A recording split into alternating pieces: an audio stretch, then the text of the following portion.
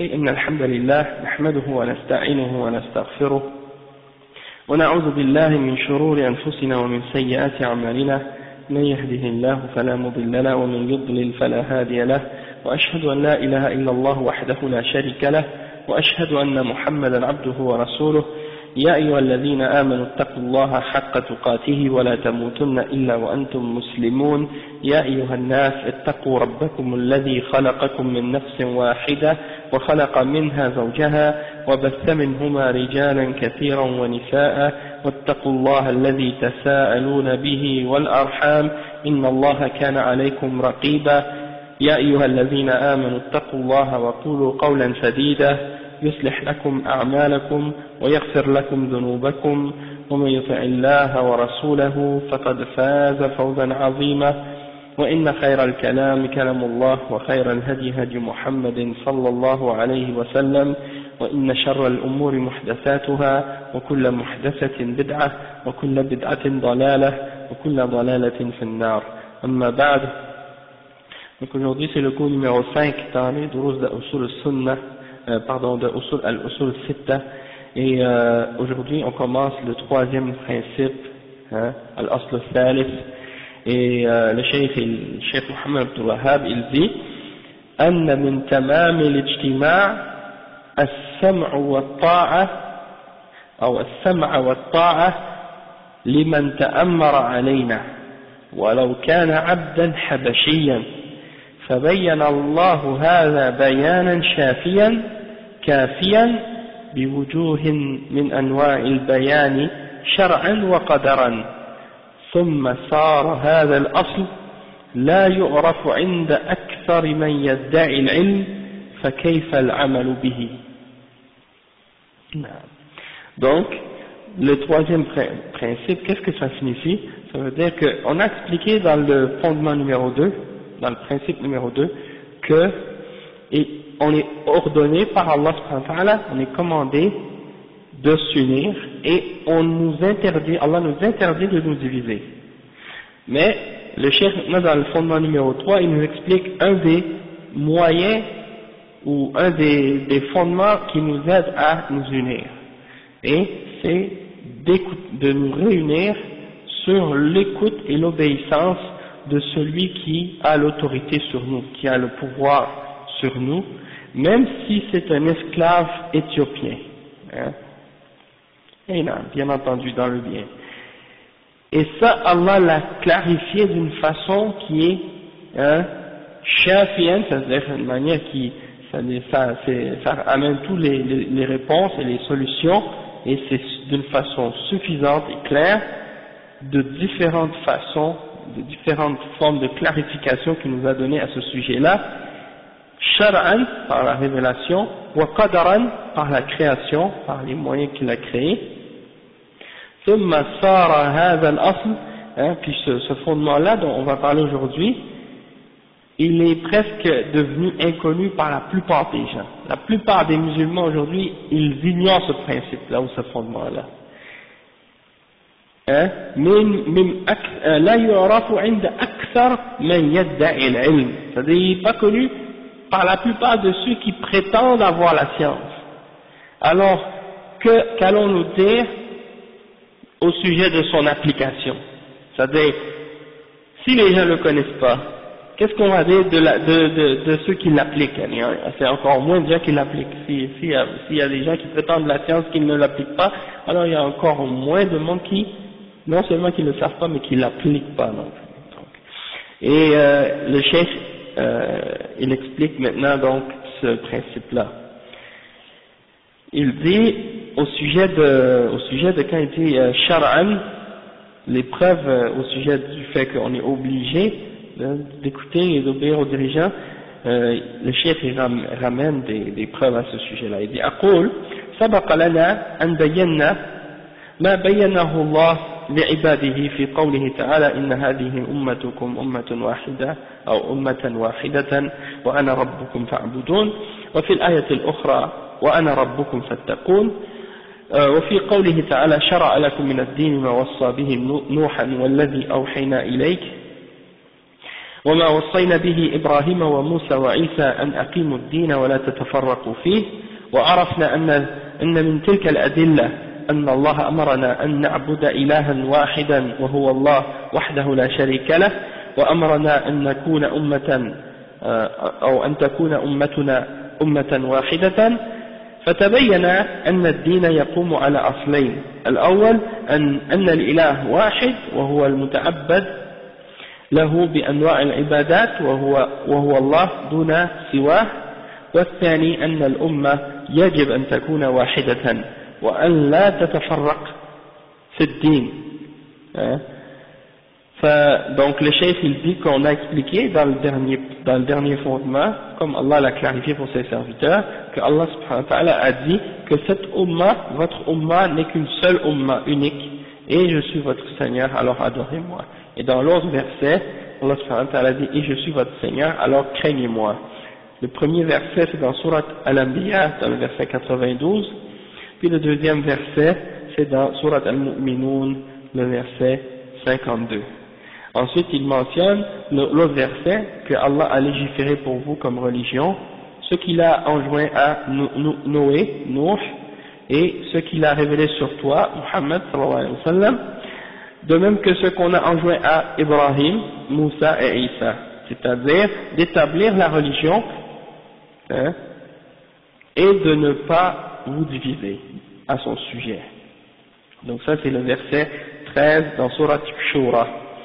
Et on a appris de ces preuves-là qu'on a mentionnées que Allah nous a ordonné d'adorer donc un seul Dieu unique, et c'est lui seul et qu'il n'a pas d'associé, et il nous a donc aussi ordonné d'être une seule une umma unique, et il nous a clarifié que la religion est établie sur deux fondements.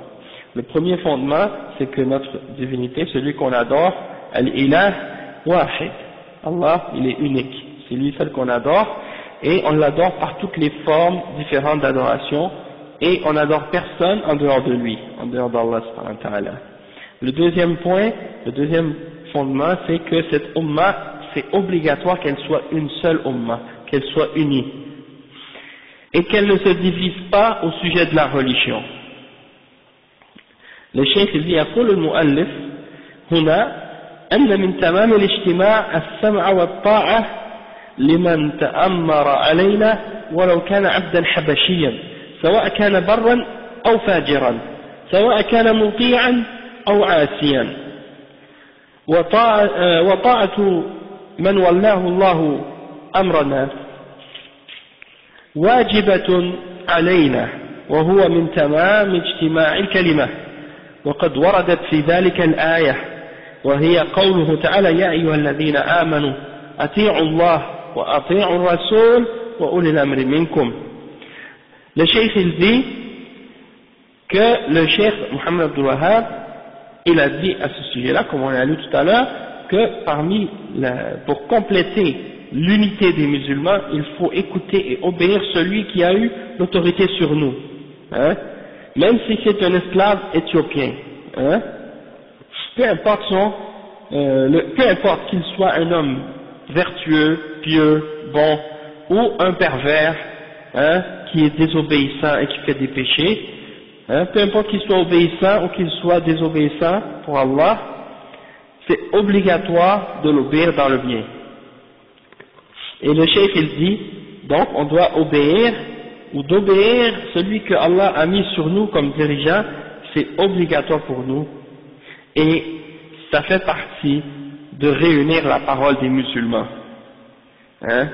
C'est la seule façon qu'on peut réussir à unir le corps des musulmans ensemble. Et il y a des preuves qui ont été rapportées à ce sujet-là dans le Coran et dans la Sunna.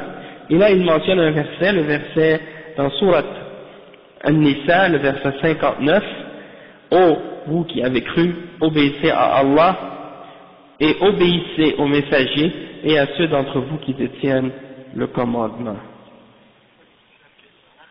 Et là, ça peut pas être plus clair que ça, comme tu dis, c'est clair. Donc,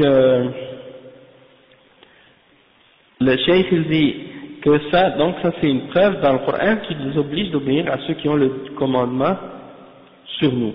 Ensuite il dit أما الأحاديث في هذا الباب فهي كثيرة، منها أمر النبي صلى الله عليه وسلم بالسمع والطاعة لولي الأمر وعدم الخروج عليه.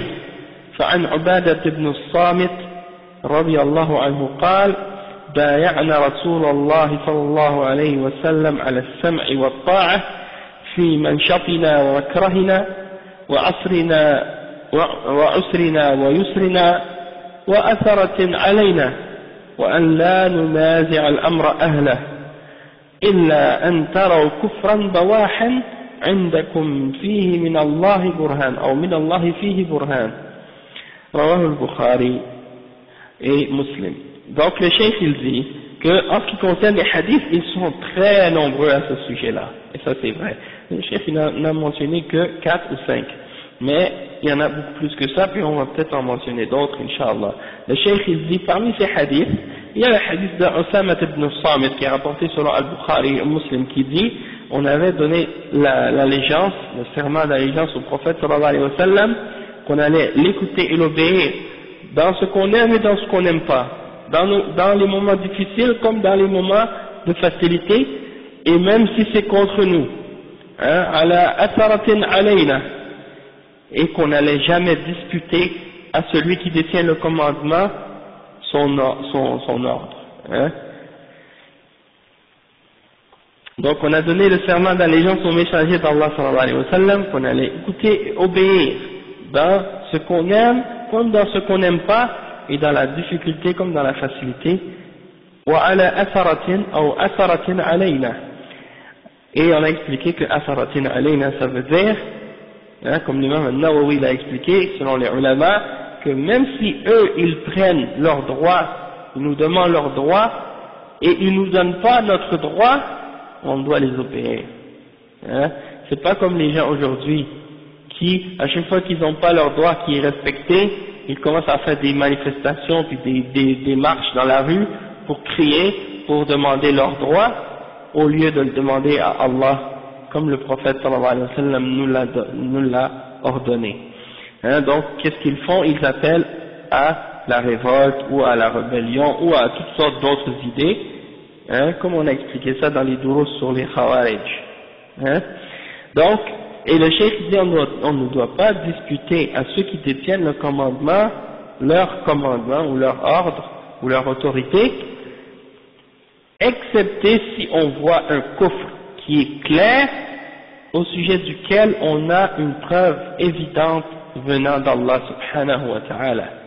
Dans ce cas-là, ça c'est permis de le remplacer par quelqu'un d'autre si on est capable.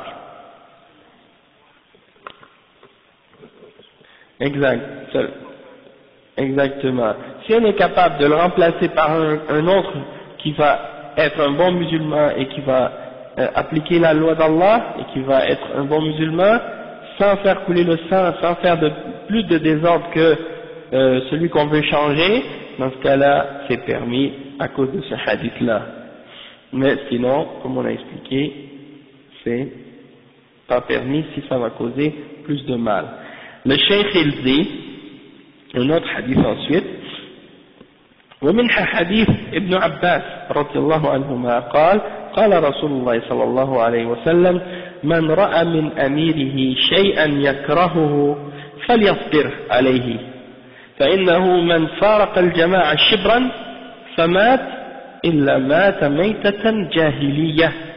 Le prophète sallallahu alayhi wa sallam a dit selon Ibn Abbas radiyallahu anhuma, il a dit que le messager d'Allah sallallahu alayhi wa sallam a dit: celui qui voit de son dirigeant quelque chose qu'il n'aime pas, quelque chose qu'il déteste, qu'il soit patient, qu'il fasse preuve d'endurance, qu'il soit patient avec lui, qu'il endure, parce que celui qui se sépare de la jama'a, celui qui se sépare du corps des musulmans d'un pouce, ou d'une longueur quelconque, même si c'est une petite distance, et qu'il meurt en s'étant séparé de la jama'a, en ayant rejeté l'autorité de ce dirigeant-là, et qu'il meurt dans cet état, il meurt comme s'il était dans un état d'ignorance. comme s'il mourait dans l'état déjà comment il mourait dans la jahiliya. Et ça ne veut pas dire qu'il est kafir, comme certains peuvent s'imaginer. Ça veut dire qu'il vit dans qu'il meurt sur une des caractéristiques de la jahiliya, à l'époque où tous les gens étaient tous les uns contre les autres. Un chef, une tribu contre l'autre, ou un peuple contre l'autre, hein, après que l'islam les ait réunis sur la foi et sur le tawhid, et ils ont quitté cet état-là, l'état d'unité et d'union, pour se diviser et se mettre en groupe et en partie comme à l'époque de la jahiliya. Le cheikh il dit ensuite, et ça ce hadith-là est rapporté selon Al-Bukhari dans Kitab al-Fitan et aussi rapporté selon l'imam Muslim dans Kitab al-Imara. Okay. Ensuite il mentionne un autre hadith, il dit ومنها حديث عوف بن مالك رضي الله عنه خيار أئمتكم الذين تحبونهم ويحبونكم وتصلون عليهم ويصلون عليكم وشرار أئمتكم الذين تبغضونهم ويبغضونكم وتلعنونهم ويلعنونكم قيل يا رسول الله أفلا ننابذهم بالسيف قال لا ما أقام فيكم الصلاة وإذا رأيتم من ولاتكم شيئا تكرهونه فاكرهوا عمله ولا تنزعوا يدا من طاعة. Ça c'est un autre hadith qui est très important aussi, qui est rapporté selon Auf ibn Malik radiallahu anhu, qui dit: vos meilleurs dirigeants sont ceux que vous aimez et qui vous aiment, et que vous priez pour eux et ils prient pour vous. Et les pires parmi vos dirigeants sont ceux que vous détestez et qu'ils vous détestent, et que vous maudissez et qu'ils vous maudissent. On a dit au messager d'Allah: est-ce qu'on ne doit pas les repousser avec l'épée si ils sont des dirigeants comme ça? Le prophète sallallahu alayhi wa sallam a répondu: non, tant qu'ils établissent la salat parmi vous. Et si vous voyez de vos dirigeants quelque chose que vous détestez, alors détestez leurs actions, mais n'enlevez jamais votre main de son obéissance. C'est-à-dire, peu importe si vous détestez ce qu'il fait, parce que c'est contraire à l'islam, parce qu'il fait des péchés, parce qu'il fait de l'injustice, n'enlevez jamais votre main de l'autorité et de son obéissance. D'accord? Il ne faut pas rejeter son obéissance et rejeter votre allégeance pour lui, même si il est dans cette situation-là ou dans cet état-là. Et ça c'est un hadith authentique qui est rapporté selon l'imam Muslim dans son Sahih. Donc il est authentique dans Kitab al-Imara, dans le livre de al-Imara, le chapitre Khiyar al-A'imma wa shiraruhum. Oui, qui vous déteste ou qui vous haïsse. Non, il n'y a pas de problème. Donc, dans ce hadith, on voit qu'il y a une explication claire à ce sujet-là, qu'il ne faut pas les combattre avec l'épée, même si on les voit qu'ils sont des gens qui, comme par exemple que les gens le détestent et qu'ils détestent les gens, ou que les gens le maudissent et qu'ils maudissent les gens. Non. Ok. Ils ont dit au messager d'Allah: est-ce qu'on ne doit pas les combattre avec l'épée ou les repousser avec l'épée, le safe? Il a dit non, tant qu'ils établissent parmi vous la salat. Et si vous voyez de vos dirigeants quelque chose que vous détestez, alors détestez son action, mais ne rejetez pas son obéissance. Hein? N'enlevez pas votre main de votre obéissance. Ok? Donc, ça c'est une preuve. Et puis, ça c'est le manhaj de Ahl Sunnah wal Jama'a, ok, d'obéir et d'écouter dans le bien et de respecter les dirigeants et de les obéir et de les écouter, même s'ils ne sont pas des bons musulmans. Hein, tant qu'ils ont établi parmi nous la salat et tant qu'ils n'ont pas fait un kufr bawah, un kufr clair au sujet duquel il y a une preuve venant d'Allah. Le cheikh dit: ومنها حديث عبد الله بن عمر رضي الله عنه يقول: سمعت رسول الله صلى الله عليه وسلم يقول من خلع يدا من طاعة لقي الله يوم القيامة لا حجة له ومن مات وليس في عنقه بيعة مات ميتة جاهلية. Ça c'est un hadith rapporté selon l'imam Al-Bukhari, ok, et c'est rapporté selon Abdullah ibn Omar, c'est selon Abdullah ibn Omar, mais c'est rapporté par l'imam Al-Bukhari, et il dit qu'il a entendu le prophète sallallahu alayhi wa sallam qui disait: celui qui retire sa main de l'obéissance de son dirigeant, il rencontrera Allah au jugement dernier, il n'aura aucun argument. La hujjata lah, il n'aura aucun argument, il ne pourra pas se défendre. Et celui qui meurt et qui n'a pas une bay'a, une allégeance dans son cou, dans le sens qu'il n'est pas retenu par aucune bay'a, il n'y a rien qui le retient, il n'est pas rallié à aucun dirigeant, et qui meurt dans cet état, c'est comme s'il mourait comme à la période pré-islamique, quand les gens étaient tous divisés et qu'il n'y avait pas de dirigeants qui les unissaient. Le musulman, il n'a pas de bay'a pour un kafir. Donc si nous on est dans une société de kufr, on n'a pas de bay'a pour le kafir. Sauf que on respecte dans le bien, on respecte les règles dans le bien parce qu'on a une entente avec ces kuffars du fait qu'on vit dans leur pays, puis on a des conditions à respecter tant qu'on obéit dans le bien. D'accord? Mais c'est pas en tant que chef ou wali ou l'amr, dans le sens que lui il est notre dirigeant, non, parce qu'il est pas musulman. Puis un kafir ne peut pas être un wali pour un musulman. Donc dans ce sens-là, il n'est pas notre chef d'État en tant que musulman. Mais en ce qui concerne notre situation ou notre statut en tant que musulman vivant ici comme converti à l'islam, est-ce que ce hadith-là s'applique à nous ou non?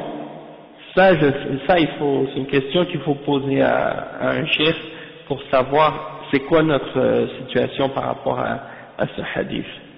D'accord? Parce que moi j'ai pensé souvent à cette question-là, mais je pense que j'ai déjà entendu la réponse, mais je ne m'en souviens plus, ça fait longtemps.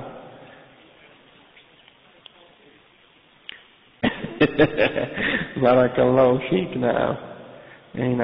Le frère dit la réponse c'est, on prend ses clics et ses claques et on décartille.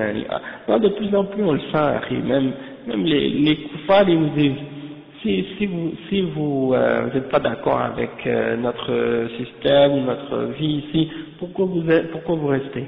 Et même il y a des musulmans des musulmans parfois ils disent des paroles graves et ils réalisent pas, hein, ils disent si tu crois que c'est des kuffars, c'est pourquoi tu t'en vas pas, en voulant dire c'est comme si lui il croit pas que c'est des kuffars. Et ça, de dire que les juifs et les chrétiens ne sont pas des kuffars, ça en soi c'est kufr. Parce que quelqu'un qui doute de la mécréance d'un juif ou d'un chrétien ou d'un athée ou d'un bouddhiste ou d'un hindou ou n'importe quelle autre croyance, c'est parce qu'il ne sait pas lui-même qu'est-ce que c'est la foi et qu'est-ce que c'est la mécréance. Parce que s'il savait, il n'aurait pas hésité de distinguer entre les deux. Mais puisqu'il est confus à ce sujet-là, ou qu'il a des doutes, ou qu'il ignore, eh ben, il n'est pas capable de savoir qui est croyant, qui n'est pas croyant. Et la personne qui ne sait pas qui est croyant, qui n'est pas croyant, c'est parce qu'il ne sait pas c'est quoi la foi, c'est pas c'est quoi le kufr, c'est pas c'est quoi le shirk. Hein? Wallah al-musta'an. Donc s'il est, oui. Non.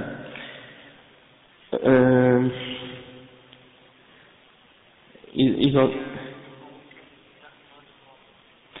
ouais, et qu'ils mourront sans bay'a. Celui qui meurt sans bay'a, c'est comme s'il meurt d'une mort comme à l'époque de la jahiliya.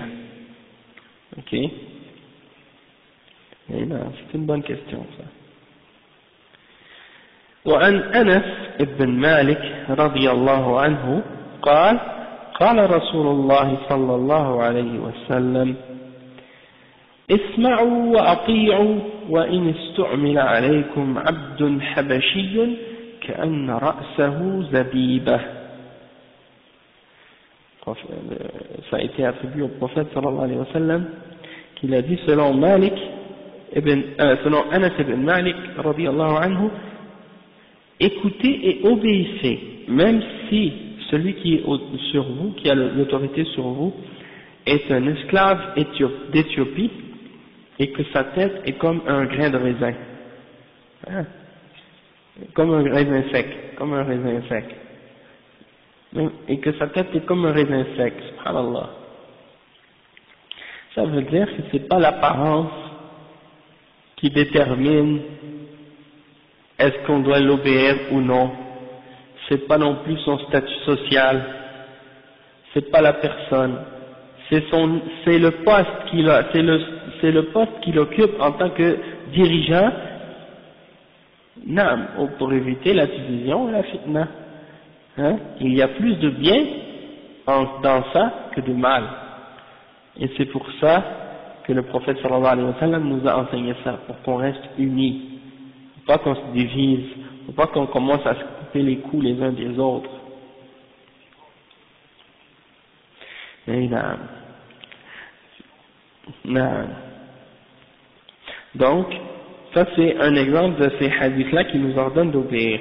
Même si, il y en a des gens, comme j'avais expliqué une fois dans certains pays, il y a des gens qui ont étudié, qui ont fait des grosses études, ils ont des doctorats et tout ça. Puis quand ils retournent dans leur pays, un pays musulman, puis leurs dirigeants à eux, ils n'ont pas le niveau d'études qu'eux ont atteint. Alors, ils se sentent supérieurs à leurs dirigeants, et à cause de ça, ils croient qu'ils ne lui doivent pas d'obéissance. Hein? Et ils ont oublié ce hadith du prophète sallallahu alayhi wa sallam. Ils disent, ces gens-là, c'est des ci, c'est des ça. Ils n'ont pas étudié, ils sont ignorants, donc on ne doit pas les obéir. On doit les renverser, puis on doit faire, soit utiliser des élections ou d'autres systèmes pour arriver à prendre le pouvoir à nous, parce qu'on mérite plus d'être au pouvoir qu'eux, parce qu'on a des diplômes, on a ci, on a ça, on a une éducation occidentale, on s'exprime parfaitement en français, celui-là il ne sait pas parler français, hein, ils vont critiquer les dirigeants comme ça. Donc c'est juste pour donner un exemple, pour dire que beaucoup de gens ils regardent juste l'apparence extérieure ou disons les affaires matérielles par rapport à ce qui concerne le dirigeant et son obéissance. Mais ils ne regardent pas le commandement d'Allah et le commandement du messager sallallahu alayhi wa sallam, du fait qu'on doit obéir à ceux qui sont au pouvoir sur nous. Et dans le bien entendu. S'il nous ordonne de faire un péché, dans des cas comme ça, bien sûr, on n'obéit pas dans ce péché-là en particulier. Toutefois, on continue à l'obéir dans les autres affaires qu'il nous demande de respecter. Mais dans le péché en particulier, on ne l'obéit pas. Le cheikh dit والأحاديث في هذا الباب كثيرة يأمر الله عز وجل على لسان رسوله صلى الله عليه وسلم بطاعة السلطان وعدم الخروج عليه وبين الله هذا بيانا شافيا في مواضع كثيرة فلا داعي للإطالة فيها. من كان مؤمنا بالله ومؤمنا برسول الله صلى الله عليه وسلم فليتق الله ولا ينزعن يدا من طاعة فإن الخروج يعم الخروج بالقول والخروج بالفعل والمنازعة تعم المنازعة في القول والمنازعة في الفعل وبالله التوفيق. Le cheikh dit ces hadiths-là sont très nombreux et Allah nous ordonne par la langue de son messager d'obéir aux dirigeants, son messager sallallahu alayhi wa sallam, il nous ordonne par lui d'obéir aux dirigeants et de ne pas sortir contre lui, de prendre les ordres, de sortir contre lui et de prendre les armes contre lui.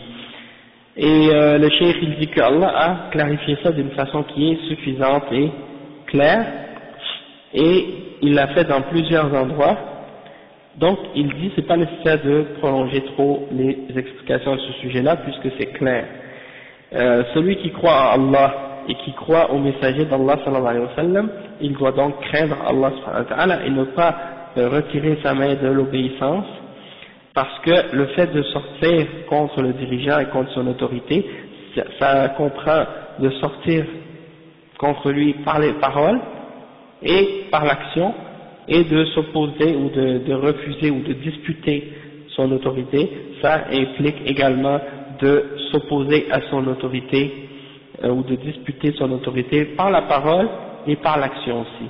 C'est-à-dire que il y a des gens, par exemple, ils disent non, nous on ne fait pas de révolte, on ne s'oppose pas aux dirigeants, on n'appelle pas à la révolte ou à la rébellion ou à la sédition ou à se rebeller contre le dirigeant, mais c'est-à-dire ils font pas rien physiquement comme attaque, mais ou par action, ils font pas d'action, mais ils appellent avec leurs paroles à se révolter contre les dirigeants ou à les critiquer ouvertement pour semer dans le cœur des gens des mécontentements et des dissatisfactions que les gens vont, quand ils entendent ça, ça commence à mettre dans leur cœur de la haine contre ceux qui les dirigent, et ça, comme conséquence, ça peut amener que les gens vont avoir les intentions puis l'idée de se rebeller contre eux par la suite.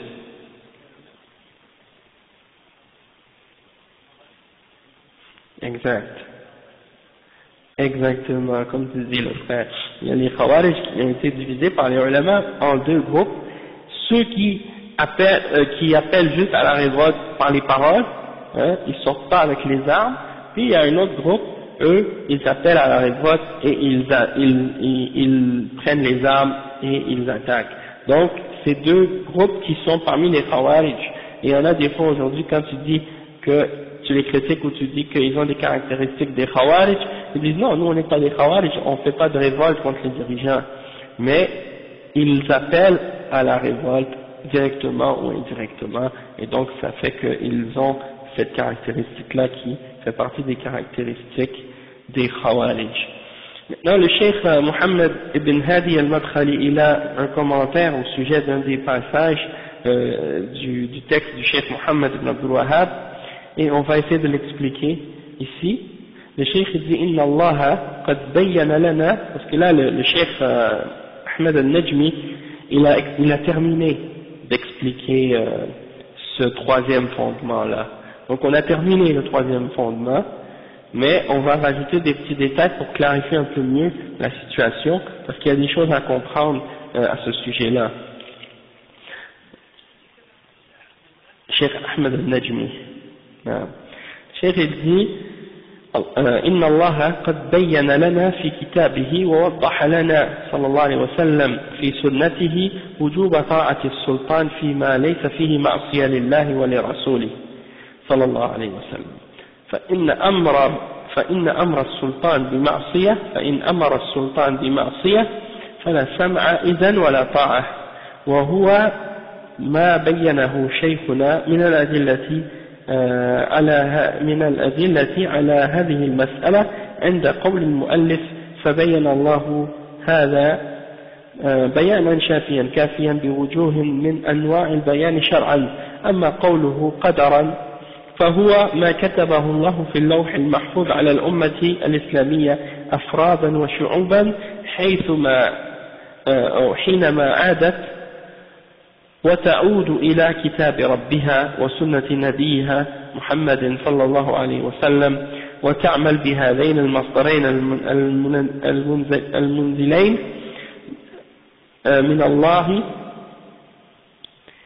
المنزلين من الله تبارك وتعالى، ومن تلك الأمور التي أمر الله بها وأمر بها رسوله صلى الله عليه وسلم طاعة ولي الأمر بالمعروف والاجتماع عليه وعدم الخروج عليه بالقول والفعل، فإن الله قد وعد من فعل ذلك بالخيرية والعزة والتمكين في الأرض والنصرة على الأعداء. قال تعالى وعد الله الذين آمنوا منكم وعملوا الصالحات ليستخلفنكم في الأرض كما استخلف الذين من قبلهم وليمكنن لهم دينهم الذي ارتضى لهم وليبدلنهم من بعد خوفهم أمنا يعبدونني لا يشركون بي شيئا وقال تعالى ولينصرن الله من ينصره إن الله لقوي عزيز الذين إن مكناهم في الأرض أقاموا الصلاة وأتوا الزكاة وأمروا بالمعروف ونهوا عن المنكر ولله عاقبة الأمور. Donc le cheikh il dit que Allah subhanahu wa ta'ala a clarifié dans son livre et le messager sallallahu alayhi wa sallam a clarifié dans la sunna l'obligation d'obéir aux dirigeants dans ce qui n'est pas une désobéissance à Allah ni au messager sallallahu alayhi wa sallam. Et si le dirigeant nous ordonne de faire un péché, de désobéir à Allah ou au messager sallallahu alayhi wa sallam, dans ce cas-là on ne doit pas l'obéir ni l'écouter dans ce péché-là, comme cela a été expliqué par notre cheikh avec les preuves à ce sujet-là lorsqu'il a parlé de ce point-là dans l'explication du cheikh.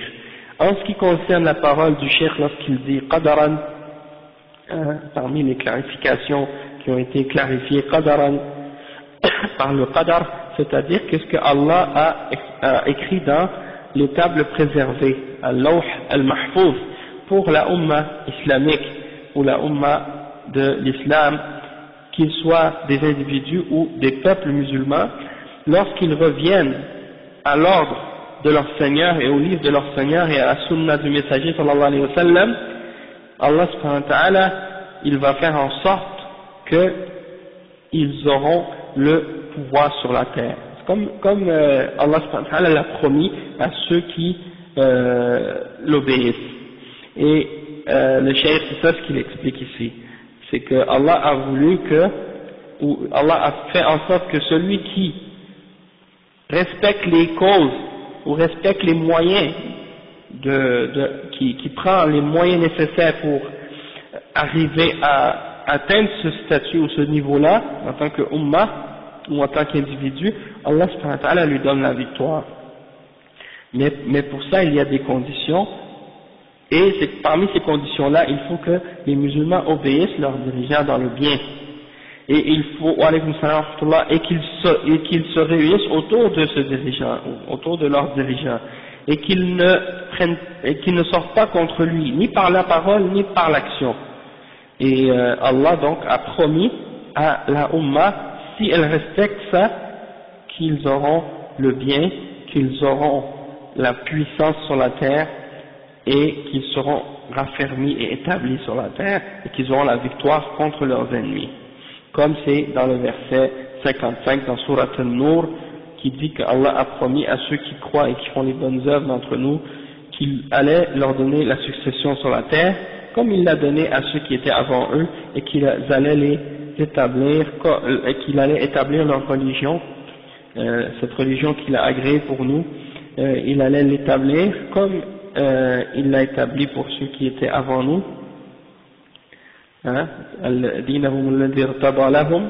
et il va leur changer leur état de crainte et de peur en sécurité, et comme condition il dit qu'il m'adore et il n'associe rien avec moi. Et dans l'autre verset, dans Surat Al-Hajj, le verset 40 et 41, Allah subhanahu wa ta'ala il dit il va certes donner la victoire à ceux qui donnent la victoire ou qui viennent en aide à la religion, à la cause d'Allah subhanahu wa ta'ala. Et certes Allah est puissant et fort, hein, ceux qui qu'on leur donne la position de pouvoir sur la terre, ils établissent la salat, ils donnent la zakat, ils ordonnent le bien et interdisent le mal. Et certes la fin de toute chose ou la bonne conclusion de toute chose appartient à Allah subhanahu wa ta'ala. Ensuite il dit حينما تترك الأمة الإسلامية العمل بالكتاب والسنة وتبتعد بشيء أو تتعبد بشيء لم يأمر الله به فإنه قد كتب وقدر في اللوح المحفوظ بأن من كان هذا حاله ومن ذلك عدم طاعة السلطان والخروج عليه بأنواع الخروج، فإن الله إذا رأى من عبده أو من عباده هذا يبتليهم بالتفرق والتمزق ويجعل بأسهم بينهم ويسود الفساد والبلاء بين أفرادها، كما قال تعالى إن الذين فرقوا دينهم وكانوا شيعا لست منهم في شيء إنما أمرهم إلى الله ثم ينبئهم بما كانوا يفعلون.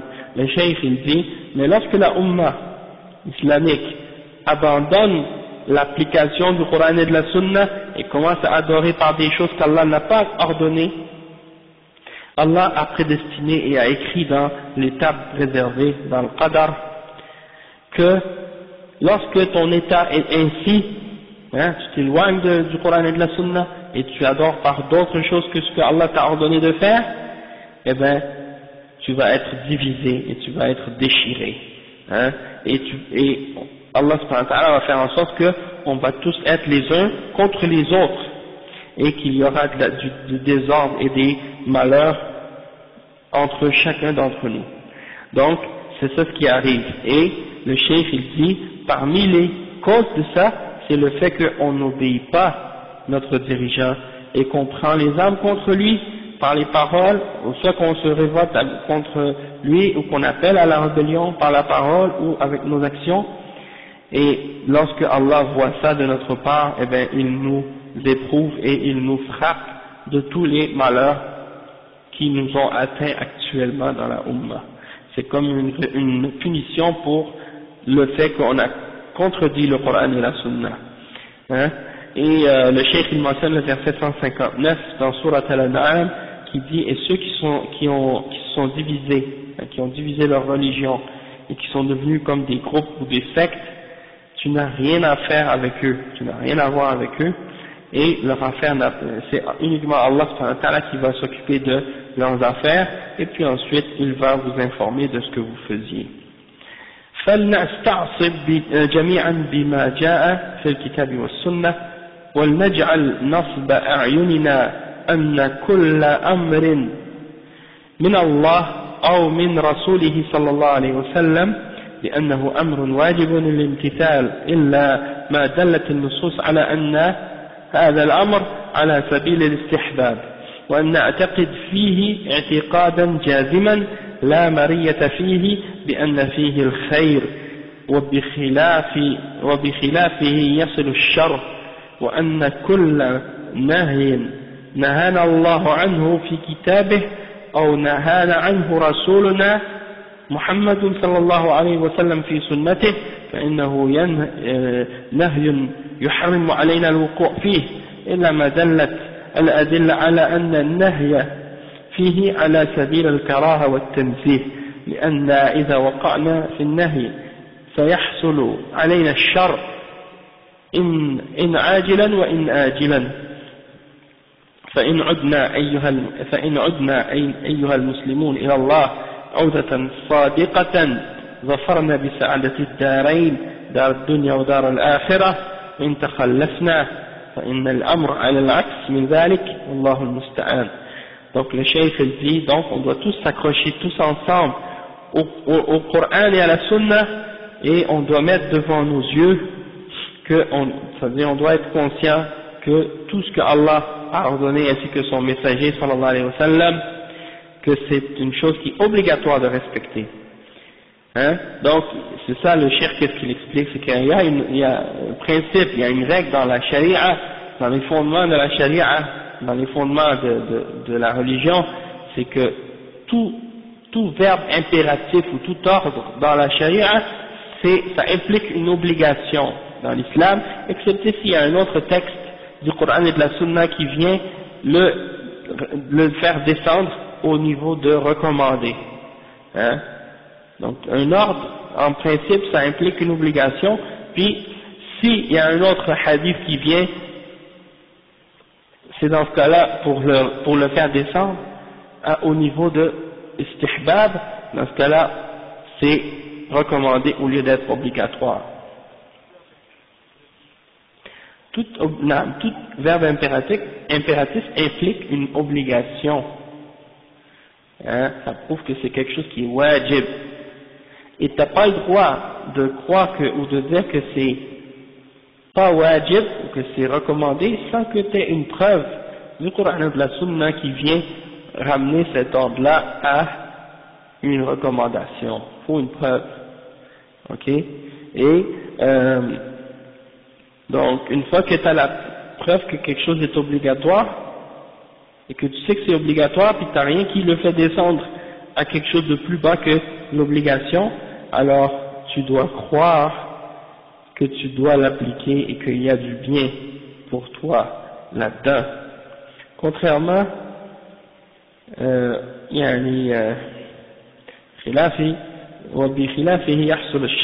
c'est-à-dire que si tu contredis cet ordre-là, il va y arriver du mal. Si tu le fais, il va y avoir du bien. Si tu le contredis, il va y avoir du mal.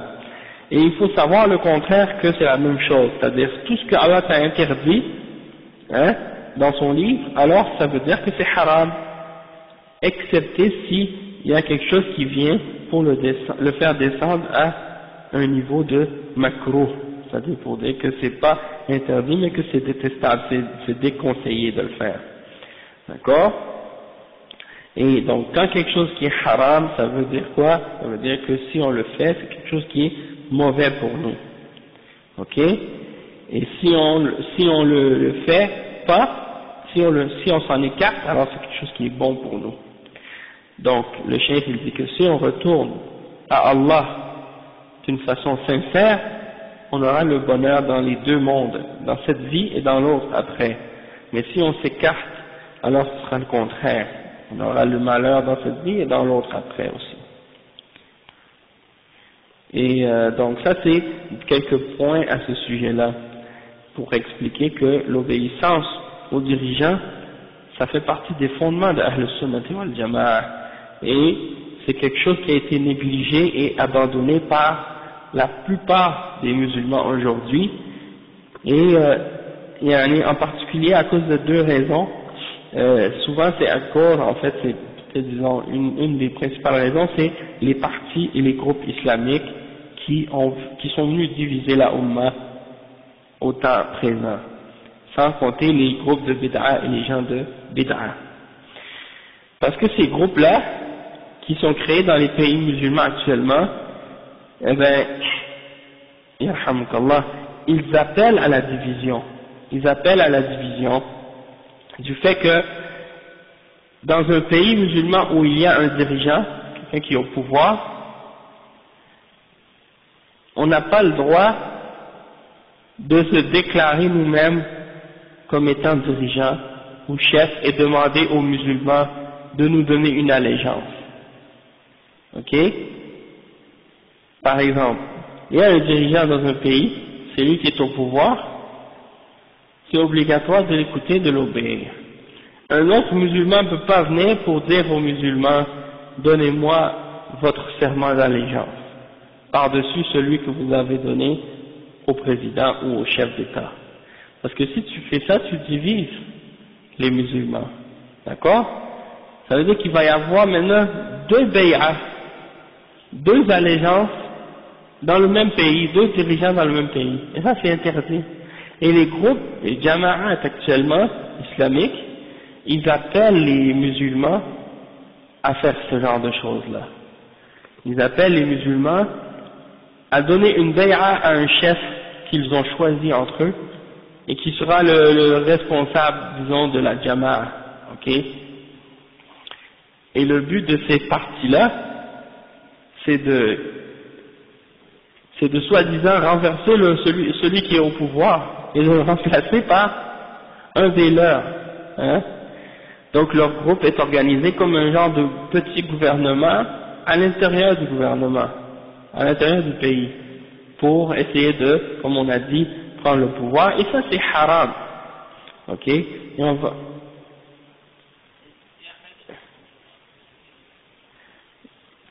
Ouais. Mais on va en mentionner, Inch'Allah, parce que j'ai ramené le livre du cheikh Ahmed ibn Omar ibn Salim Bazmoul, dans son livre As-Sunnah, Fima yata'allaqu biwali al-Ummah, et il explique plusieurs points à ce sujet-là dans ce livre. Par exemple, il dit خطأ من يقول إن النصوص في السمع والطاعة المراد بها الإمام العام. L'erreur de celui qui croit que les textes dans la sunna qui parlent d'obéir et d'écouter aux dirigeants, ça se limite uniquement au dirigeant qui est au pouvoir sur tous les musulmans au complet, hein, comme le khalifa. Sinon, ça s'applique pas. Et ça, c'est une fausse compréhension que beaucoup de musulmans ont. Donc, eux, ils s'imaginent que, ça y est, maintenant dans un pays musulman, hein, ils disent, ah, ces pays-là, ils jugent pas selon l'islam, ils sont pas des bons musulmans, ils appliquent pas l'islam comme il faut. Donc, on va se faire des groupes, on va se faire des partis, on va choisir un chef, on va lui donner l'allégeance, puis on va essayer d'établir, soi-disant, un État islamique, ou prendre le pouvoir pour appliquer l'islam à notre façon. Et donc, ça veut dire que ils font, comme on a dit, une allégeance à un dirigeant à l'intérieur d'un pays, et souvent leur argument c'est ça, c'est que ces textes-là qui ordonnent d'obéir aux dirigeants, c'est uniquement pour ceux qui ont, c'est uniquement pour le dirigeant qui est dirigeant sur tous les pays musulmans en entier, sur tous les musulmans en même temps. شيخ الدي ومن الناس من يقول إنه ليس لا سمع ولا طاعة لهؤلاء الحكام بحجة أن الأحاديث الواردة في السمع والطاعة إنما هي في الإمامة العظمى أو العامة لا الخاصة، ولا شك أن هذا قول باطل مخالف لإجماع أهل العلم. قال شيخنا أو قال شيخ الإسلام محمد بن عبد الوهاب رحمه الله الأئمة مجموعون من كل مذهب على أن من تغلب على بلد له حكم الإمام في جميع الأشياء، ولولا هذا ما استقامت الدنيا، لأن الناس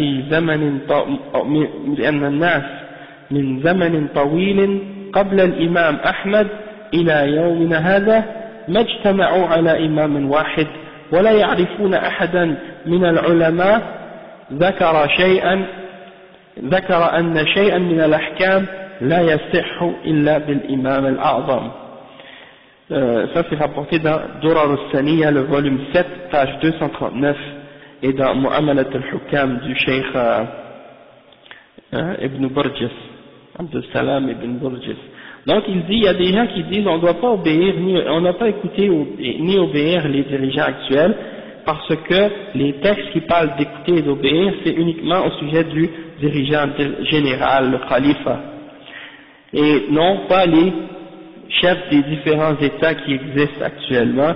Et le chef il dit qu'il n'y a pas de doute que cette parole-là c'est complètement faux et que c'est contraire à l'ijma' des ulama, c'est contraire au consensus des savants de l'islam. Premièrement, il dit, le cheikh Mohammed ibn Abdul Wahhab a dit, les imams, c'est-à-dire les savants de l'islam sont tous d'accord, ils ont un consensus au sujet, hein, peu importe leur madhab, ils sont tous d'accord que celui qui a réussi à prendre le pouvoir dans un pays, hein, supposons que tu es dans un pays où il n'y a pas de dirigeant, ok, puis il y en a un d'entre les musulmans qui a pris le pouvoir dans ce pays-là. Alors il a le verdict de l'imam dans toutes les affaires qui ont rapport avec l'imam. C'est-à-dire c'est lui qui est le chef de cet État-là et il a les droits du khalifa dans ce pays-là. Même si il n'a pas le pouvoir sur tout la umma au complet en même temps. وَلَوْلَا هَذَا مَا اسْتَقَامَتِ الدُّنْيا. Il dit si ce n'était pas le cas, ben, il n'y aurait rien dans le monde qui pourrait rester, il n'y aurait rien dans les pays qui pourrait être ordonné et qui pourrait fonctionner. Hein, il n'y a rien qui pourrait être ordonné et organisé. Parce que depuis très longtemps, le cheikh dit même avant l'imam Ahmad, jusqu'à aujourd'hui, les musulmans n'ont jamais été réunis derrière un seul dirigeant. Depuis avant l'imam Ahmad. Hein, les gens, des fois tu vois, parmi les ikhwan, il y en a qui disent, ah mais pourquoi aujourd'hui, par exemple, les musulmans ils sont pas tous unis derrière un seul dirigeant, hein, et que avant les musulmans il y avait les khilafas. Tu leur demandes, ok, quand est-ce qu'il y avait un khilafa unique pour tous les musulmans? Dans l'Othmaniya, à l'époque des Othmaniya, ils n'étaient pas le khalifa, il n'y avait pas un khilafa pour tous les musulmans. Al-Abbasiyya, à la fin il y a eu des divisions, après c'était pas pour tout la Ummah. l'Andalousie, puis beaucoup d'autres parties de l'Empire islamique n'étaient pas inclus dans leur autorité. Hein? Il y avait différentes parties du monde musulman qui ne gouvernaient pas. Comme par exemple, durant la Dawla al-Othmaniya par exemple, l'Empire ottoman, eh bien, il y a beaucoup de régions du monde musulman qui n'étaient pas gouvernées par l'Empire ottoman, comme le Maroc par exemple. Hein? Et par exemple les pays d'Afrique de l'Ouest, la même chose. Il y a la même chose pour le Najd, là où il y avait par exemple la da'wa du Cheikh Mohammed Abdul Wahhab. Hein, eux des fois ils essaient d'utiliser ça comme argument. Comment ça se fait vous demandez aux gens d'obéir aux dirigeants et de ne pas sortir contre l'autorité du dirigeant, alors que vous-même, soi-disant en Arabie Saoudite, Mohammed Abdul Wahhab, il a opposé l'Empire ottoman et il n'a pas obéi au khalifa de l'Empire ottoman. Mais c'est parce qu'ils ignorent que le Najd ne faisait pas partie de l'Empire ottoman. Hein? Beaucoup d'autres régions aussi ne faisaient pas partie de l'Empire ottoman. Hein? Comme la Malaisie, l'Indonésie, tous ces autres pays-là ne faisaient pas partie de l'Empire ottoman. C'était d'autres gouverneurs et d'autres dirigeants qui régnaient là-bas. Donc, c'est pour ça que ces gens-là, ils se trompent à ce sujet-là. Hein? Depuis très longtemps, la Ummah n'a pas été une seule Ummah réunis par un seul dirigeant, d'accord? Mais malgré tout, les ulama, depuis cette époque-là, comme le cheikh il dit, ils ont toujours été d'accord pour dire que le dirigeant qui est au pouvoir dans parmi les contrées des musulmans, il a le droit et les responsabilités du khalifa dans l'endroit où il est au pouvoir. Hein, et il doit faire appliquer les règles de la charia là où il est, et on doit donc l'écouter et l'obéir dans le bien. Ok? Et donc c'est ça. Et il y en a qui disent, mais pourquoi, je me rappelle, il y avait des gens parmi les Khawarij, ils disaient pourquoi on l'appelle Dawla, ils refusaient de dire As-Saoudiya, ils ne voulaient pas l'appeler Dawla al-Arabiya As-Saoudiya. Ils disent pourquoi on l'appelle Saoudiya, on ne veut pas l'appeler Saoudiya, ça appartient pas aux Saoudiens. Hein? Alors pourquoi quand c'était al-Othmaniya, ils l'appelaient Othmaniya? Pourquoi ils ne disaient pas ça appartient pas aux Othmaniya? Hein? Pourquoi il ne disait pas ça à l'Abbasiyya? Pourquoi il ne disait pas ça appartient pas à Abbasiyya? Là, quand c'est Saoudi, il dit ça appartient pas au Saoudi. Pourquoi parce qu'ils jouent avec la religion, ces gens-là. Ils suivent leur passion. Ok? Donc, c'est ça. Donc, qu'est-ce qu'il dit, Cheikh? Il continue, il dit, parce que depuis très longtemps, les gens n'ont pas été réunis autour d'un seul dirigeant. Et il dit, on n'a pas connu un seul parmi les ulama qui a mentionné que c'était pas que il n'y a aucun des savants qui ont dit qu'on ne peut pas appliquer les règles de la charia sauf s'il y a un seul dirigeant pour toute la Ummah et qu'il faut que ce soit un khilafa général pour tout le monde. Hein? Donc celui qui pense ça, il n'a pas compris comme il faut les règles de l'islam et il a contredit le consensus des ulama. Cheikh al-Shawkani maintenant le cheikh il mentionne les paroles de l'imam al-Shawkani qui dit لما اتسعت أقطار الإسلام ووقع الاختلاف بين أهله استولى على كل قطر من الأقطار سلطان اتفق أهله على أنه إذا مات بادروا بنصب من يقوم مقامه وهذا معلوم لا يخالف فيه أحد بل هو إجماع المسلمين أجمعين. Imam al-Shawkani il dit lorsque les contrées des musulmans lorsque les contrées où l'islam est entré à ont commencé à s'élargir, que les territoires sont devenus très très grands, et qu'il y a eu des divisions entre les gens, et que dans chaque région il y a un dirigeant qui a pris le pouvoir, et qui a pris le pouvoir dans sa région et qui était indépendant de l'autre, les gens, parmi les savants, ont été, non c'est pas ce qu'ils disaient, les gens ont été d'accord pour dire que lorsque ce dirigeant-là meurt, on met quelqu'un d'autre à sa place. Hein? Il n'y a personne qui a contredit à ce sujet-là, il n'y a personne qui a dit ça c'est pas correct.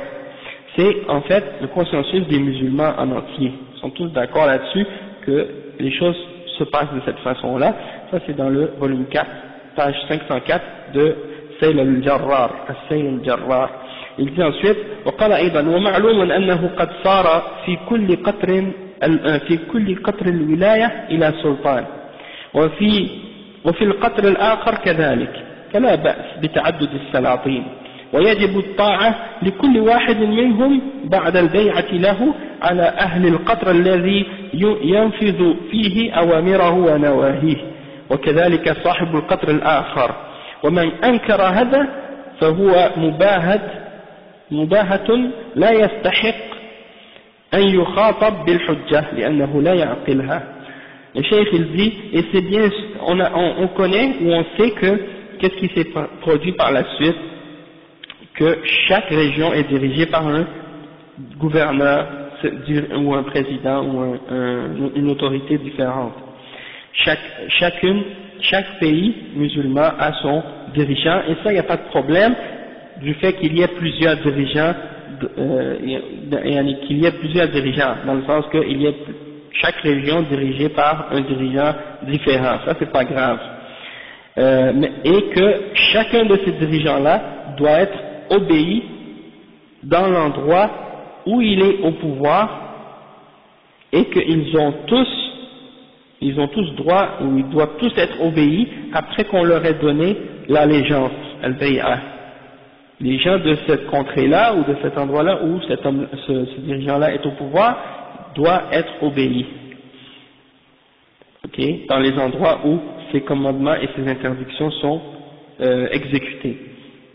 Et la même chose pour chacun d'entre les gens qui sont au pouvoir dans la région où il est au pouvoir. Comme par exemple les différents pays musulmans actuellement, chacun de ces présidents ou de ces chefs d'État est considéré comme un khalifa dans le pays où il est au pouvoir et c'est obligatoire pour lui d'appliquer la loi d'Allah et de juger selon la loi d'Allah et les peuples de ces pays-là doivent écouter et obéir dans le bien ces dirigeants-là. Hein? Le cheikh il mentionne ensuite les paroles de l'imam Cheikh Saleh al-Luhaydan. هناك دعوة il pose la question هناك دعوة يرددها البعض وهي أن النصوص الشرعية الواردة في ولاة الأمر إنما هي خاصة بالإمام العام على جميع المسلمين فما وزن هذه الدعوة وكيف نرد عليها فأجاب حفظه الله لا شك أن من يقول ذلك إنما قال ذلك عن جهل بمقاصد الشريعة وسنة نبي الله صلى الله عليه وسلم وسيرة خلفائه صلى الله عليه وسلم. Donc il explique ça, il dit que, comme la question c'était, il y en a des gens qui répètent que les textes de la charia qui parlent de l'obéissance pour les dirigeants, c'est uniquement pour le dirigeant qui est général pour tous les musulmans. Est-ce que c'est vrai? Et comment on répond à ça? Le cheikh il dit, il n'y a pas de doute que cette parole-là, celui qui dit ça, qui dit une parole pareille, c'est parce qu'il est ignorant des intentions de la charia et de la sunna du prophète sallallahu alayhi wa sallam wa sirat khulafaihi radiyallahu anhum wa ardahum wa fahmi as-sahaba. Donc il est loin de l'exemple des sahaba et de leur compréhension de la sunna. Donc il y a d'autres explications, mais je veux passer à d'autres exemples. Ok. Man akhadha li nafsihi al-bay'a ma'a wujud as-sultan. Lorsqu'il y a un dirigeant au pouvoir, quelqu'un n'a pas le droit de demander aux gens de lui donner une bay'a. Comme on a dit tout à l'heure, et les gens qui font partie de certains groupes islamiques actuellement, ils appellent les gens à leur donner une allégeance. Et aussi il y a les soufis qui font ça. Le cheikh de la tariqa demande aux gens de lui donner une bay'a. Et ça c'est haram. Et le prophète sallallahu alayhi wa sallam a ordonné à toute personne qui essayait de diviser le rang des musulmans et qui venait se demander la bay'a, après qu'il y ait une bay'a déjà pour un dirigeant, que le deuxième doit être exécuté. Et ça, c'est le point que le cheikh explique ici.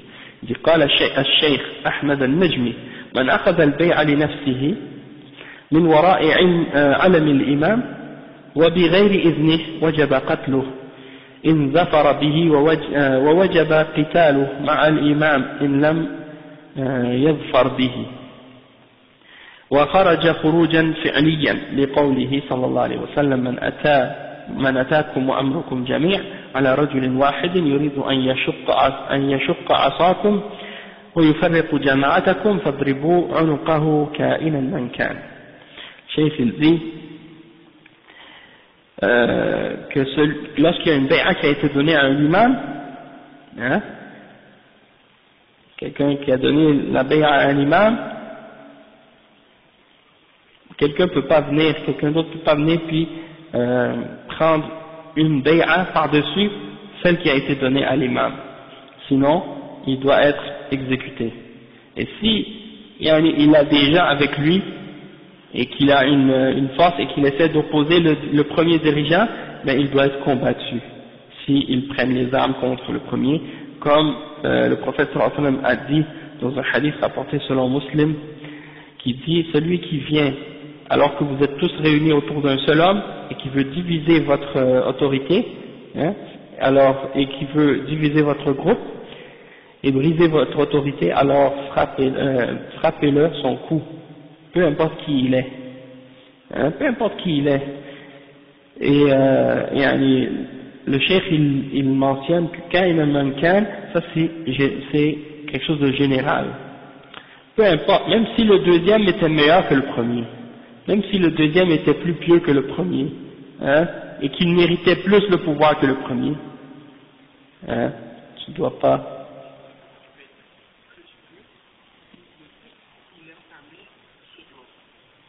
Ouais, mais c'est-à-dire, même s'il était plus pieux avant de faire ça, tu comprends? خطأ من ظن أنه يجوز أن تكون في بيعته بيعتان. L'erreur de celui qui pense qu'il peut avoir deux bay'as en même temps, qui peut donner deux bay'as à deux personnes en même temps. Le cheikh il dit, le cheikh Bazmoul, al-bay'a hiya al-ahd ala al-ta'a. Non, ça c'est pas cheikh Bazmoul, mais c'est pris il mentionne les paroles de Ibn Khaldoun dans Al-Muqaddimah. Il dit al-bay'a hiya al-ahd ala al-ta'a. كأن المبايع يعاهد أميره على أن يسلم له النظر في أمر نفسه وأمور المسلمين، لا ينازعه في شيء من ذلك، ويطيعه فيما يكلفه به من الأمر على المنشط والمكره.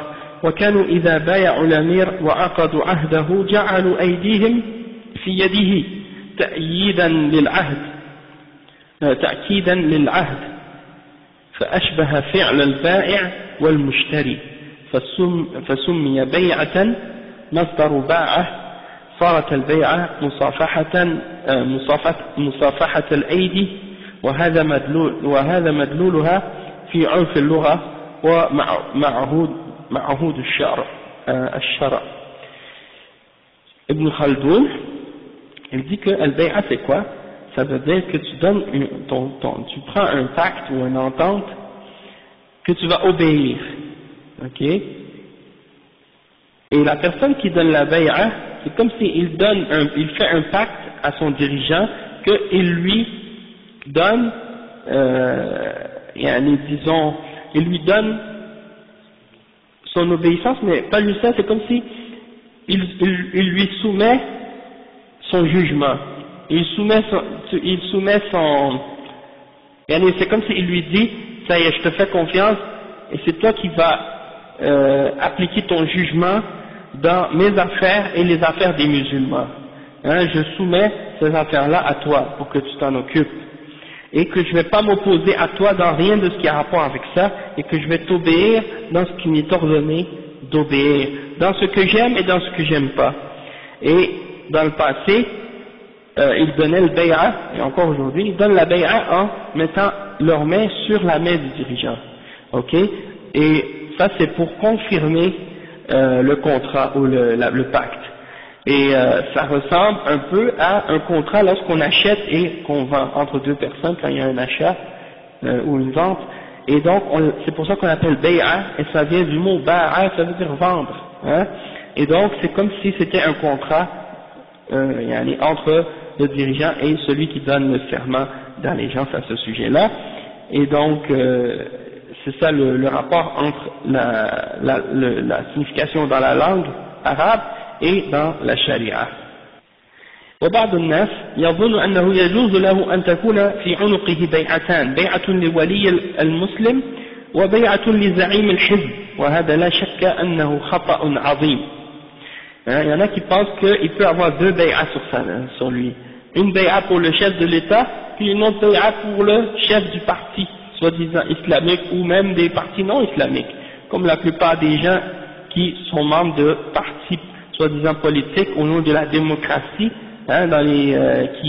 qui permet ou qui rend légitime ou licite la formation de différents groupes ou différents partis dans un pays, mais ça divise l'unité des musulmans. Et chaque parti a un chef, et chacun de ces chefs reçoit un serment d'allégeance de la part de ses membres. Et donc, ça veut dire qu'en plus de l'allégeance qu'ils ont pour celui qui est au pouvoir, ils ont une autre allégeance pour celui qui est chef de leur parti.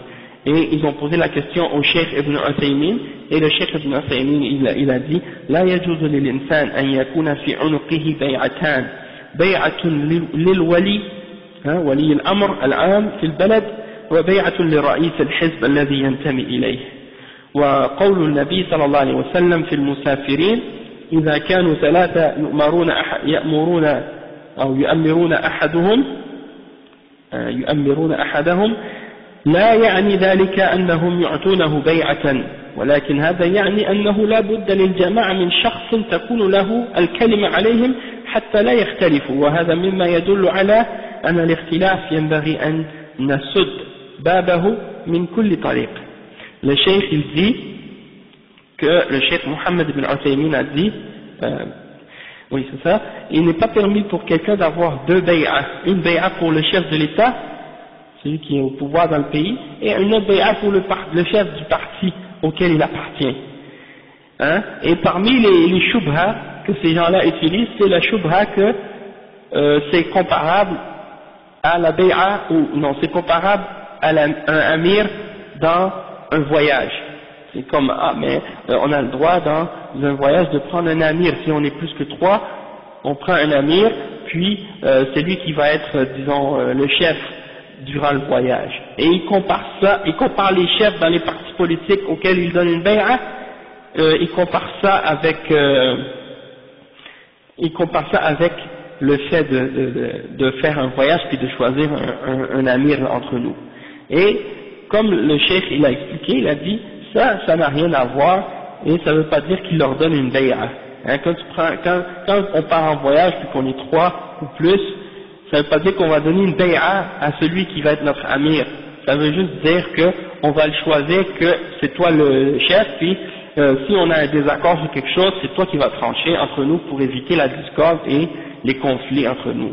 Mais eux, ils utilisent ça comme un argument pour permettre de faire des bay'as. Et ça, il n'y a pas de doute que ça divise la Ummah et ça fait partie des caractéristiques des Khawarij, du fait de demander aux musulmans de leur donner une bay'a, alors qu'il y a déjà une bay'a pour le chef de l'État. Et quand j'ai expliqué ça à un frère, il n'a pas voulu accepter ça, parce qu'il fait partie des Irwan. Il a essayé de me donner la shubha que quand on est en voyage, on a le droit de choisir un chef. Donc, je lui ai expliqué que ça c'était juste pour le voyage, puis on ne lui donne pas une bay'a au frère qui va être notre chef dans le voyage, on peut juste le choisir comme ça, et ça dure durant la période du voyage, et après c'est fini. Puis on ne doit pas l'obéir et l'écouter comme c'est le cas pour le chef de l'État. Il n'y a pas de comparaison dans ce sujet-là. Ensuite, il y a un autre point encore. Ok.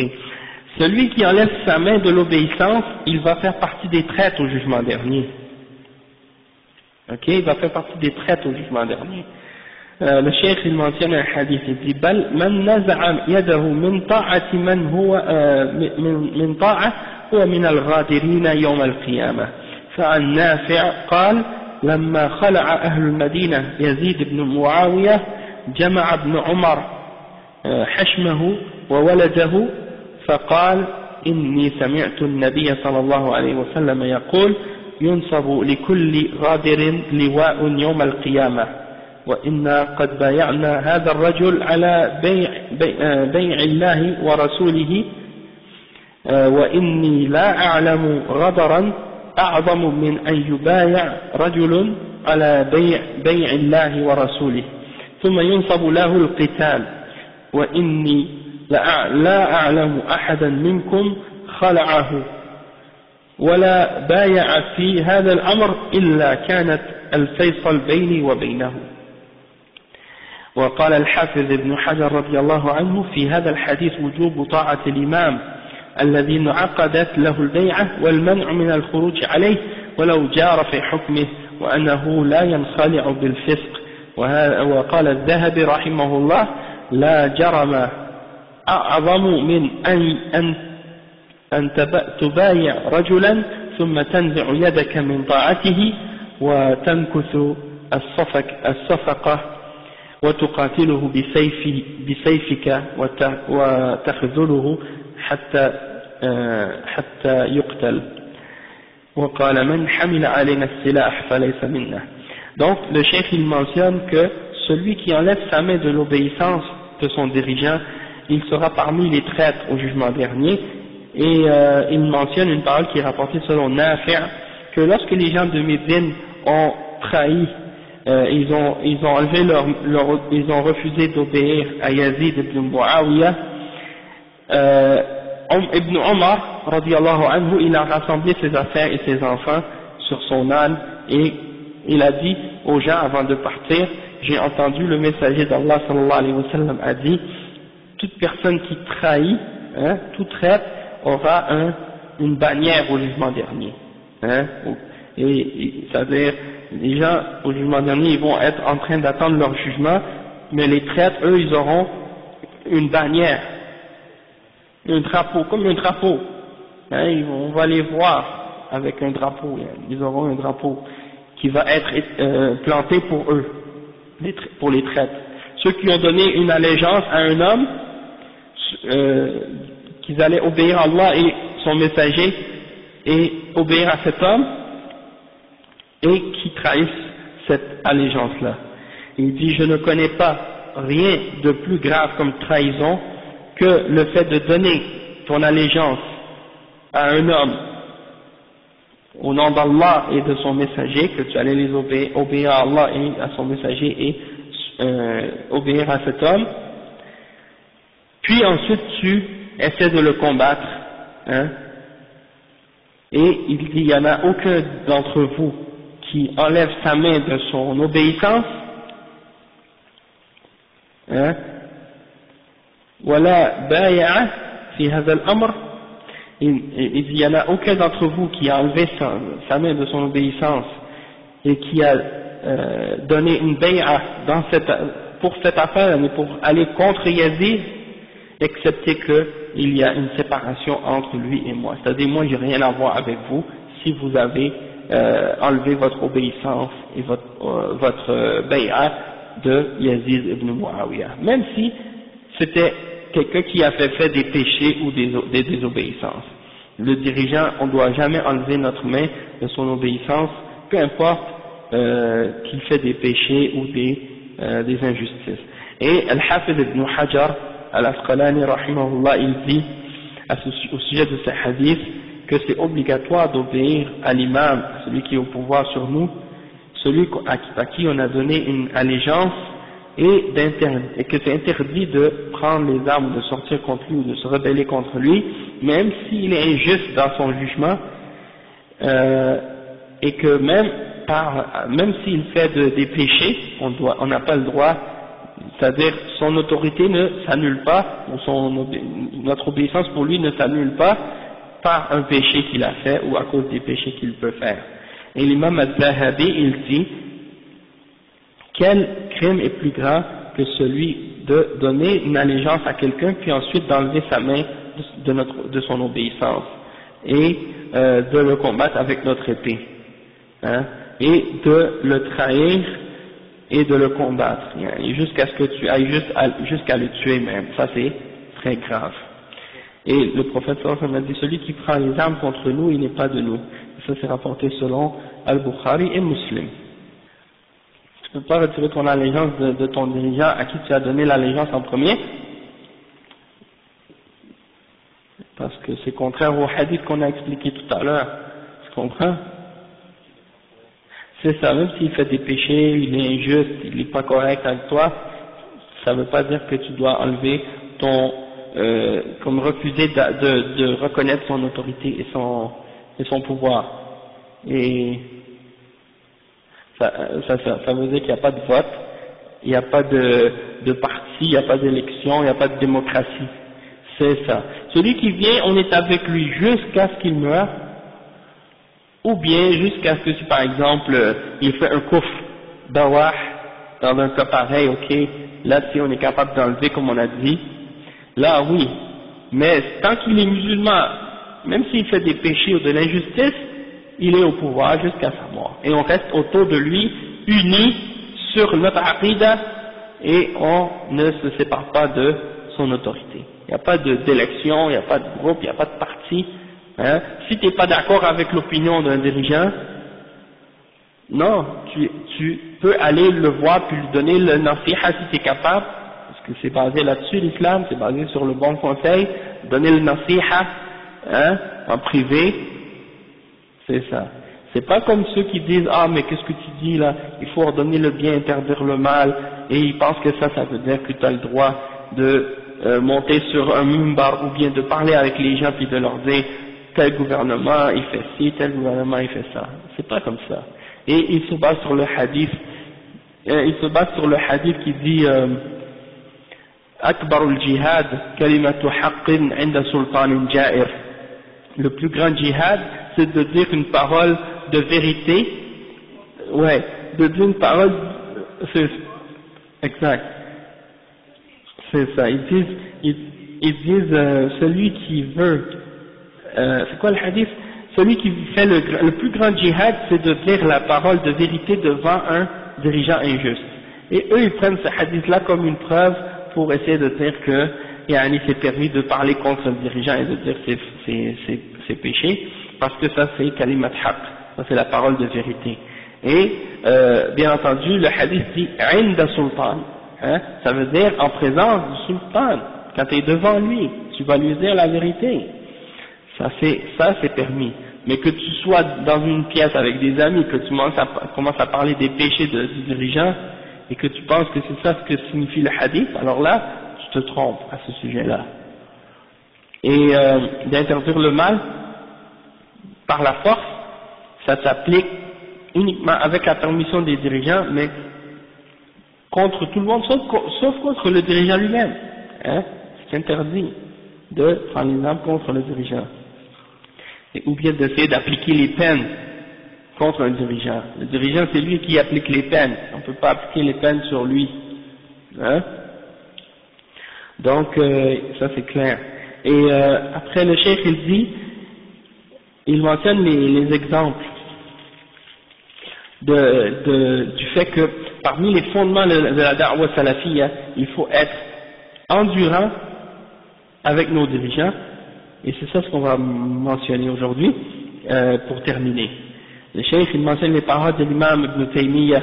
Il y a beaucoup de gens qui pensent que Ibn Taymiyyah était en faveur des révoltes contre les dirigeants et qu'il encourageait de s'opposer aux dirigeants, et je ne sais pas où est-ce qu'ils sont allés prendre cette idée-là, alors que c'est le contraire. Ibn Taymiyyah, c'est un des imams de la da'wa salafiyya, un des grands ulama parmi les imams de Ahl-Sunnah, et il interdisait aux gens, comme l'imam Ahmad, et comme l'imam Malik, et comme l'imam Shafi'i, et comme l'imam Abu Hanifa, et tous les autres imams, il interdisait de se révolter et de prendre les armes ou de parler contre les dirigeants. Alors, il y a la mention de ça dans son livre Al-Majmu' al-Fatawa, le volume 28, à la page 179. Il dit As-sabru ala jawr al-a'imma aslun min usul ahli sunnati wal jama'ah. Ibn Taymiyyah, rahimahullah, il dit d'être endurant et d'être patient vis-à-vis de l'injustice des dirigeants, c'est un fondement parmi les fondements de Ahl Sunnati wal Jama'ah. Hein? Et après, il y a une autre citation, il dit, قال ابن تيمية أيضا, à la page 179 encore, ما يقع من ظلمهم وجورهم بتأويل سائر أو غير سائر فلا يجوز أن يزال لما فيه من ظلم وجور كما هو عادة أكثر النفوس تزيل الشر بما هو شر منه وتزيل العدوان بما هو أعدى منه فالخروج عليهم يوجب من الظلم والفساد أكثر من ظلمهم فيصبر عليه كما يصبر عند الأمر بالمعروف والنهي عن المنكر على ظلم المأمور والمنهي في مواضع كثيرة. عند الأمر بالمعروف والنهي عن المنكر على ظلم المأمور والمنهي في مواضع كثيرة. Donc ici il mentionne, il dit que Ibn Taymiyyah a dit ce qui arrive de l'injustice et de l'oppression de la part des dirigeants, que ce soit justifié ou non, ce n'est pas permis à cause de cette injustice-là de les enlever du pouvoir, parce que en faisant ça, on cause plus d'injustice et plus de mal. Et ça, c'est l'habitude de plusieurs parmi les gens, dans leur âme les pousse à faire ça, les pousse à essayer d'enlever le mal par quelque chose qui est encore plus mal, et d'enlever ce qui est transgression par une transgression plus grande encore. Donc il dit, donc de prendre les armes ou de sortir contre l'autorité des dirigeants, ça amène de l'injustice et du désordre, et de la corruption, qui est plus grave encore que leur injustice, l'injustice de ces dirigeants-là. Donc il faut être endurant contre cette injustice-là et faire preuve de patience, comme lorsqu'on doit faire preuve de patience dans l'ordonnance du bien et dans l'interdiction du mal, vis-à-vis de leur injustice qu'ils nous ordonnent et qui nous interdit. Zulm al-ma'mour wal manhi fi mawadi'a kathira. L'injustice qui nous est ordonnée ou interdite dans plusieurs points. Donc ça c'est ce qu'il a dit. وقال أئمة الدعوة ما يقع من ولاة الأمور من المعاصي والمخالفات التي لا توجب الكفر والخروج من الإسلام فالواجب فيها مناصحتهم على الوجه الشرعي برفق واتباع ما عليه السلف الصالح من عدم التشنيع عليهم في المجالس ومجامع الناس واعتقاد أن ذلك من إنكار المنكر والواجب إنكاره على العباد وهذا غلط فاحش وجهل ظاهر لا يعلم صاحبه ما يترتب عليه من المفاسد العظام في الدين والدنيا كما يعرف ذلك من نور الله قلبه وعرف طريقة السلف الصالح وأئمة الدين. Le cheikh il dit maintenant les paroles des imams de la da'wa salafiyya, les élèves de Mohammed ibn Abdul Wahhab, et il dit quelque chose d'important ici, c'est qu'il y a beaucoup de gens comme ça, ils s'imaginent que quand ils parlent des injustices qui sont faites par un gouvernement, ils pensent que c'est quelque chose de bien, du fait qu'ils pensent qu'en faisant ça ils sont courageux, ils sont forts, ils n'ont pas peur et qu'ils dénoncent le mal et l'injustice. Et j'ai entendu souvent, par exemple Tariq Ramadan, à chaque occasion qu'il a pour attaquer par exemple l'Arabie Saoudite, malgré que c'est un des seuls pays musulmans qui applique la charia aujourd'hui, et bien à toutes les occasions qu'il trouve, il l'utilise pour les poignarder, pour les attaquer. Et je l'ai entendu une fois dans une de ses conférences, ça m'a étonné beaucoup, parce que il était à l'île de la Réunion, et puis il parlait, il dit attention mes frères, si vous entendez quelque chose dans les médias ou des choses, même si on critique un pouvoir ou un gouvernement, il ne faut pas croire en qu'est-ce que ces médias-là disent. Et là, il commence à dire que qu'est-ce que ces gens-là disent contre le Soudan, il ne faut pas les croire, c'est pas vrai, etc. Il essaie de défendre le Soudan. Donc moi, ça m'a étonné, subhanallah, pourquoi il défend le Soudan et puis toujours en train d'attaquer l'Arabie Saoudite? Parce qu'on sait que ceux qui sont au pouvoir au Soudan, c'est des Ikhwan. C'est les gens des Ikhwan al-Muslimin, c'est eux qui sont au pouvoir, Hassan al-Turabi et son groupe. Et tu sais, on sait tous qu'est-ce qu'ils font dans leur pays, qu'ils donnent la liberté aux soufis et aux chrétiens et aux gens de bid'a, de faire tout ce qu'ils veulent. Et donc c'est pour ça, c'était étonnant de voir comment ils appellent à être justes et à vérifier les informations au sujet du Soudan, mais ils n'appliquent pas la même règle pour le pays du Tawhid qui est l'Arabie Saoudite. Tandis que le pays du Soudan, c'est un pays, on sait, où il y a plein de qubur, de soufis, de tasawuf, de khurafat, de bid'a, hein, c'est rempli là-bas. Hein, et donc, il n'applique pas la même règle. Mais bon, en tout cas, donc le cheikh, il explique ça, il dit, قال أئمة الدعوة, hein, les imams de la da'wa salafiyya dans le Najd, ils ont dit, ce qui arrive d'injustice et de péché de la part des dirigeants ou des contradictions à la charia qui ne sont pas au niveau du kufr, hein, c'est-à-dire ça n'arrive pas jusqu'à être kufr et à sortir de la religion, ça ne fait pas sortir de la religion. Donc dans des choses comme ça, s'il arrive des péchés, qu'est-ce qui est obligatoire pour nous, c'est de leur donner la nasiha de la façon qui est ordonnée dans la charia, c'est-à-dire avec douceur et en suivant ce que suivaient les salaf salih à ce sujet-là, c'est-à-dire de ne pas parler en mal d'eux, hein, et de les salir leur réputation dans les lieux de réunion et dans les lieux de rencontre. Et il faut pas croire non plus que ça fait de faire ça, de salir leur réputation, de parler en mal d'eux dans les réunions, que de faire ça fait partie d'ordonner le bien ou d'interdire le mal aux musulmans ou aux gens. Ça, c'est une grave erreur de penser ça, et c'est une ignorance apparente. Hein. Et si la personne qui fait une chose pareille savait les conséquences négatives les conséquences négatives qui viennent à la suite de ces gestes-là ou de cette attitude-là, par rapport à qu'est-ce qui a rapport avec la religion et qu'est-ce que ça a comme conséquence dans la religion et dans la dunya, alors il aurait bien entendu, il n'aurait pas fait une chose pareille, il ne ferait pas une chose pareille.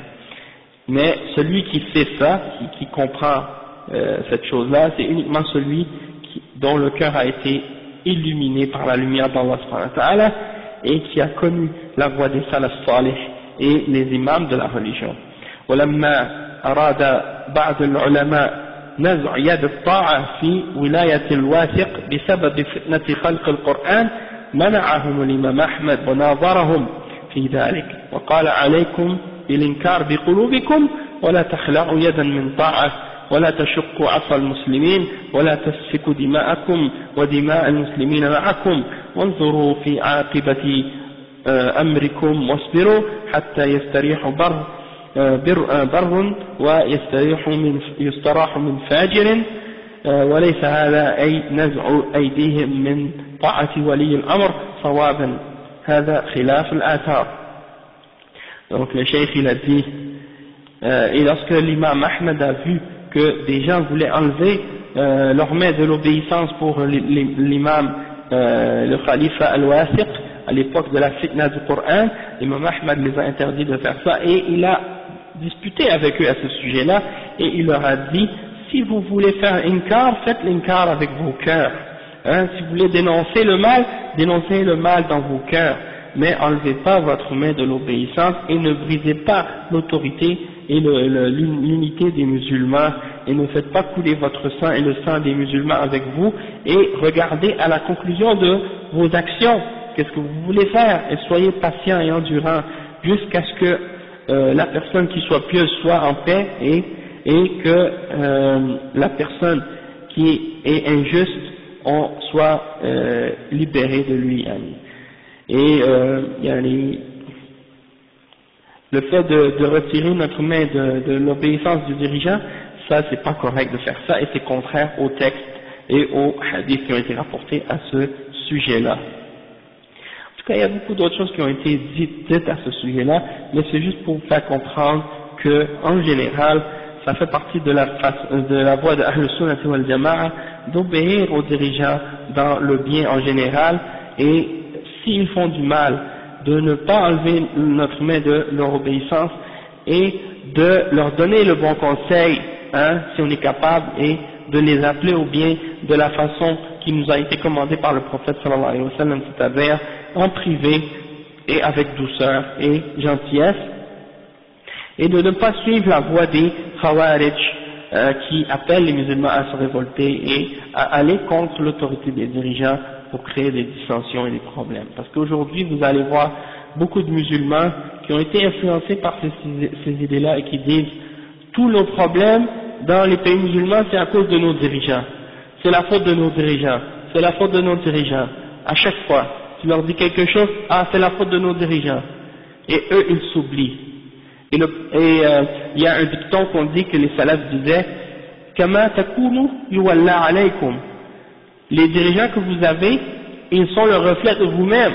Hein? Si vous êtes injuste envers Allah subhanahu wa ta'ala dans votre religion, vous n'appliquez pas et vous respectez pas ses lois, et ensuite vous faites de l'injustice envers vous-même, et vous espérez par la suite que Allah subhanahu wa ta'ala va vous donner des bons dirigeants, alors là vous êtes dans l'erreur. Il faut corriger nos erreurs en nous-mêmes et obéir aux dirigeants qu'Allah nous a donnés dans le bien, même s'il est injuste, et Allah subhanahu wa ta'ala par sa miséricorde, il va nous unir et il va faire en sorte que ce dirigeant-là sera remplacé par un bon, par la suite, par sa permission. Donc, il faut suivre l'exemple. Et regardez, par exemple, regardez les koufars. Regardez les koufars aujourd'hui, par exemple. Tout le monde dit, tous les musulmans disent, les pays musulmans aujourd'hui, il y a plus de bien dans leur pays, il y a plus de stabilité dans leur pays, il y a plus d'organisation dans leur pays, mais c'est parce qu'il y a des règles et les gens respectent certaines règles qui sont établies, même s'il y en a beaucoup qui trompent et qui trichent, mais en principe, on voit une certaine stabilité politique dans leur pays. Mais dans les pays musulmans, à chaque fois, il y a un groupe où il y a quelqu'un qui va essayer de faire un coup d'État, ou qui va essayer de prendre le pouvoir, ou qui va essayer de faire des conflits et des divisions entre les gens, alors qu'on est une seule ummah, et qui essaie au nom de la démocratie de diviser les musulmans dans les pays musulmans. Alors ça c'est contradictoire. Eux ici, les koufars, ils ont des partis, ils ont des partis politiques parce que à l'origine, pour eux, c'est des koufars, ils ne croient pas en Allah subhanahu wa ta'ala. Et en arrière, au fond, de vrai, derrière tout ça, Allah seul sait c'est qui est vraiment en train de les diriger. Des fois c'est un jeu de démocratie qu'ils font, mais ceux qui sont vraiment en train de contrôler la société, eux ils sont toujours là. Même si le président, celui qui est élu, il change, mais les autres, les conseillers, les autres sont toujours les mêmes. Donc il y a toutes sortes de bizarreries qui se produisent. C'est dommage de voir que la Ummah actuellement n'est pas capable de comprendre ça. Oui, bon c'est ça. Les kuffars, ils aiment essayer de diviser les musulmans, puis donc c'est ça. On va s'arrêter ici. Subhanakallah wa bihamdika ashhadu an la ilaha illa ant astaghfiruka wa atubu ilayk.